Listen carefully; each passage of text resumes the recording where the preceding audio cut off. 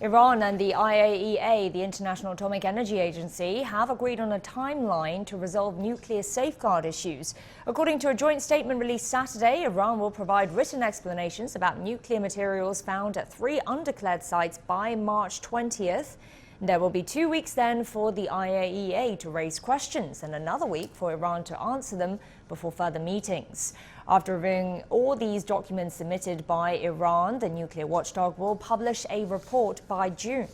The agreement comes as talks to save the 2015 Iran nuclear deal enter their final stage. For nearly a year, Iran has indirectly engaged with the US on salvaging the deal, which Washington withdrew from in 2018. Ihsan Kavani is in Tehran with more.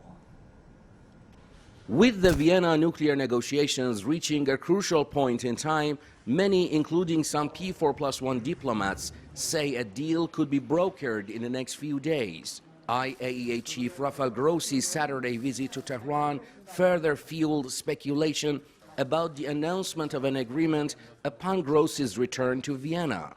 And while these processes, in a way, are parallel, and as we know, parallels do not touch.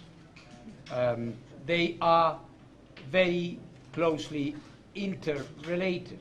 One cannot ignore the other.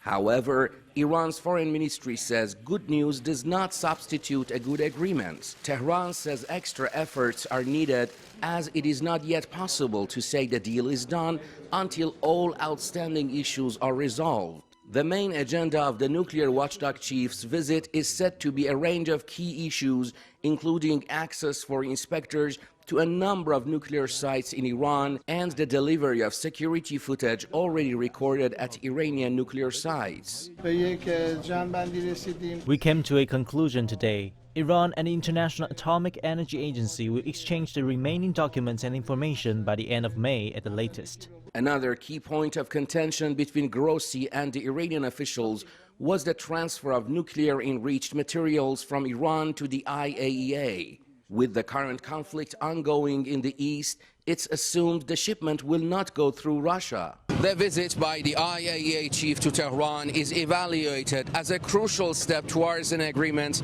that satisfies all parties. But it's the willingness of the US and European parties to hold these serious negotiations that will pave the way for an agreement to revive the JCPOA.